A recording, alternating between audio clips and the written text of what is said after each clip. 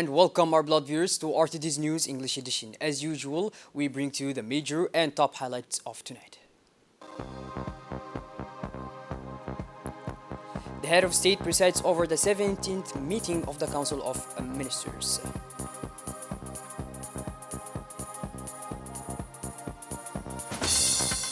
The Djibouti 1A satellite illuminates the future of the nation. Djibouti defies the stars.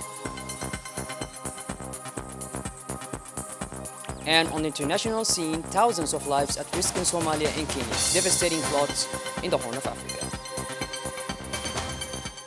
Those were our major and top highlights. Welcome back to our newsroom, our beloved viewers.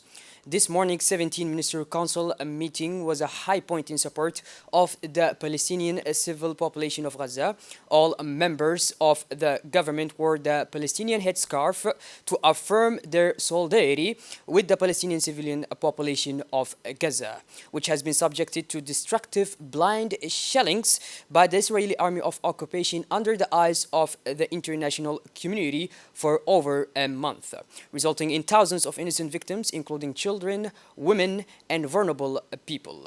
Several projects were debated thus and adopted during this council, chaired by the head of state and head of government, Mr. Ismail Omar Guelleh.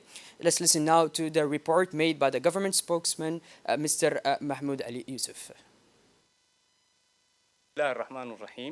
Ministry of Labor in charge of formalization and social protection.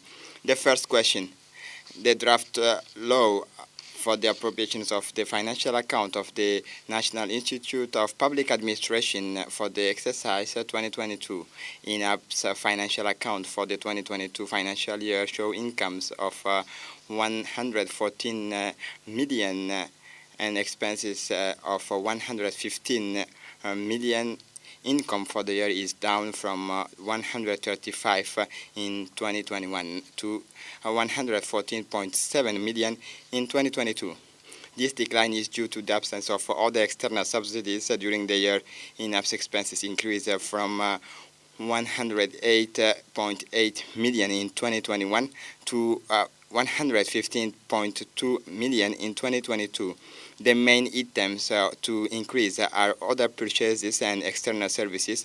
Personal costs amount to 59.8 million, representing 56.7% of the subsidies. The number of employees is 28. In fiscal 2022, INAP invested 7.4 million in office equipment, computer, and rolling stock. Minister of Trade and Tourism. The second question, draft law adopting the financial account of the National Agency for Tourism, formerly known as ONTD, for the 2022 financial year. The financial account of the INT for the fiscal year of 2022 are closed in income at 197 millions, in expenses at 182 millions, with a surplus of 14.6 million Djibouti franc. Profit for the year is positive but down on the previous years. In 2021, income for the year will amount to 197.5 million in 2022, compared with the 220.4 millions in the previous year, reflecting the decline is extraordinary income. Hotel royalties, which account for 63.2% of operating income, or 121.6 million, will fall in 2022. Total expenses rose by 5.4 million compared with the previous year.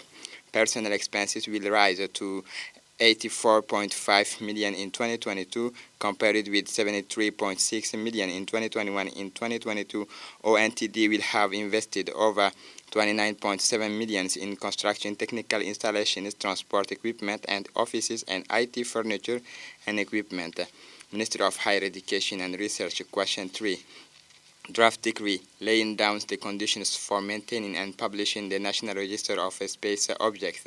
The draft decree is issued in application of law number 167E and 2028L relating to launch activities, flight operations, or guidance of space objects. It specifies the obligation is to register all Djiboutian space objects and set up the constituent element of the National Register of Space Objects. The National Register is the national document in which space objects are registered. Entry in the register is carried out by the Ministry of Higher Education and Research and will help ensure accurate and comprehensive monitoring of national space activities.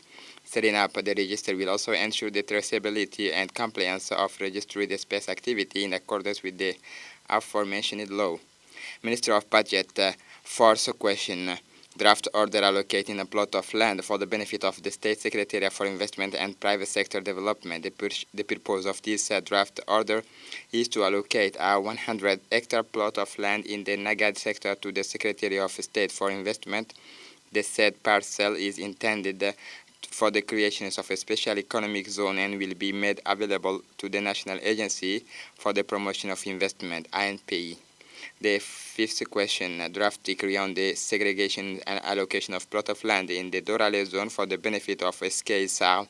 The purpose of the draft order is to withdraw TF number 18045 belonging to the Port of Djibouti and to allocate a 48,000 meters square, 4.8 hectares plot of land located in Dorale to the Society SK South. The plot is intended for the construction of a regional private hospital. Communication. The Minister of Higher Education and Research reported on his working visit to Ankara from October 22 to 26, 2023.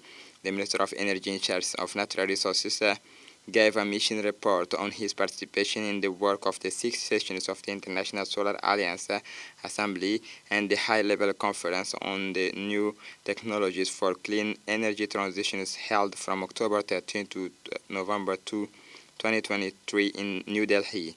The State Secretariat for Investment and Sustainable Development reported on the signing of Memorandum of Understanding between Djibouti of Ministry of Economy and Finance in charge of Industry and the Minister of Planning and Economic Development of the Republic of Egypt, which took place from October 30 to November 2, 2023 in Egypt.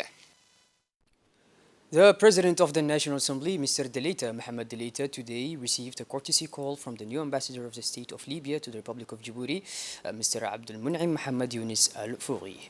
The meeting took place in the Parliament's VIP lounge in the presence of the Arab Affairs Advisor to the President of the National Assembly, Mr. Ali Abdan Abdo, and the Director of Cabinet of the President of the National Assembly, Mr. Idris Mohamed Ahmed. After the customary greetings, the two men discussed the state of relations of friendship and cooperation between the two brotherly countries and the ways and means of further strengthening them. They also discussed cooperation between the two elected representatives of the two nations. The President of the Parliament expressed to the new ambassador the full availability of the National Assembly in the accomplishment of his diplomatic mission in our country. Also on the ground, the President of the National Assembly, Mr. Delita Mohamed Delita, received a courtesy call from the new Ambassador of the Arab Republic of Egypt, Mr. Khalid Fadi Mahmoud Al-Shazali. During the meeting, the President of the Parliament and his guests of the day reviewed the foundations of the mutual friendship and relationship between the two countries and their prospects of strengthening ties of friendship and cooperation, notably through the Parliamentary Friendship Group. Following a constructive dialogue, a convergence of views emerged on the national need to revitalize parliamentary friendship groups. Such revitalization will help strengthen the win-win partnership that the two countries have forged in a number of strategic areas. Finally, the President of the National Assembly assured to the Ambassador Khalid Fadi Mahmoud of his readiness to carry out his mission. For his part, the diplomat said he was honored to meet the President of the Parliament and thanked him for the warm welcome he had received. And yesterday, Monday, the Minister of Health, Dr. Ahmed Roble, went to the Pilti General Hospital to closely examine the conditions of the family of children who were the first to benefit from cochlear implementation operations in the Republic of Djibouti. The Director General of the National Agency for People with Special Needs, Mr. Douale Saeed Mahmoud, the Secretary General of the Ministry of Health, Mr. Mohammed Ali, and the Director General of Hospital, Dr. Umar Mahmoud Ismail, participated in this visit. This operation, which is the first of its kind in the Republic of Djibouti, was carried out by Professor Christophe Viquin, a surgically implemented hearing aid. It is intended for almost all types of severe to profound virtual deafness in both children and adults. It is recognized that the innovative technology is effective and constantly evolving.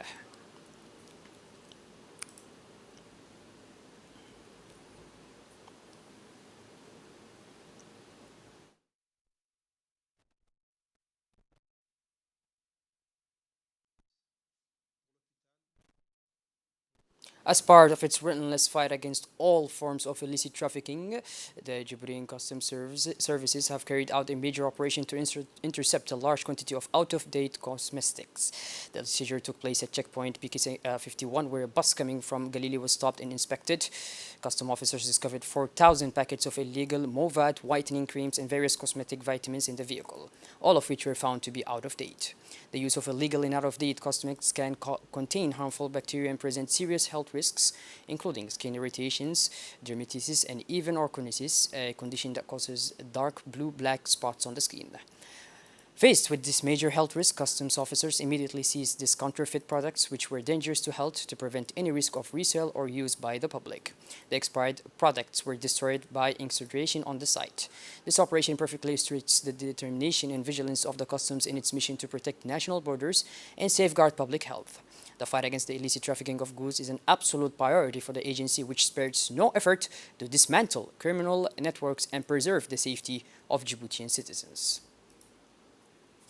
A training session on civil statute management was held last Sunday at the Dakhel Regional Council. The training, which began on the 5th and will end on the 9th, was all attended by participants including the prefect and the president of the Dakhel Regional Council, accompanied by the vice presidents. The event was also attended by the director of the National Institute of Public Administration, which is also known in short as INAP, and trainers specialized in civil statute management. The training, organized as part of the drive to improve local public services, and it was aimed at enhancing the skills of managers and agents in charge of civil statute management. Indeed, it is essential to have qualified professionals to guarantee accurate and efficient birth registration, record keeping, archive management, and death registration. The trainers, experts in the field of civil registry, shared their knowledge and experience with the participants. The presence of the prefect and the president of the regional council testified to the importance attached to this training and to improving public services in the Dakhel region.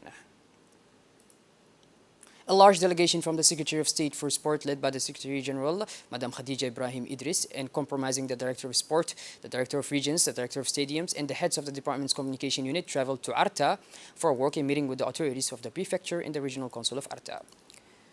The Secretary General of State, Secretary in charge of Sports, Mrs. Khadija Ibrahim Idris, underlined the importance of this event in promoting peace and solidarity. The prefect of Arta, Mr. Hassan Dabali, also emphasized the safety of participants, proposing the presence of officers from the armed forces in charge of security along the route. He also stressed the importance of providing food and water supply points to ensure the comfort of workers.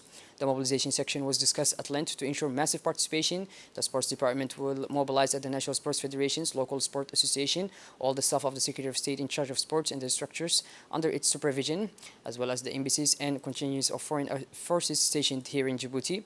An evaluation of the course will be carried out next week by the two teams. Once the work is completed, this sporting event have been on the agenda of sports department since its creation in 2006.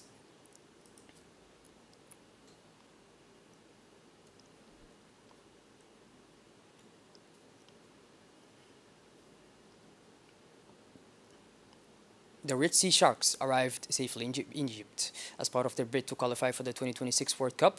Djibouti's Senior A national team arrived yesterday evening in Cairo, capital of the Arab Republic of Egypt. The Djiboutian Shark delegation was led by Mr. Hussein El Mibouh, a senior official of the Djiboutian Football Federation, who acted as head of mission. Our country's national team was welcomed by staff from the Egypt Embassy in Egypt. Note the Sharks will play the Pharaohs on November 16 in Cairo and Guinea-Bissau on November 20.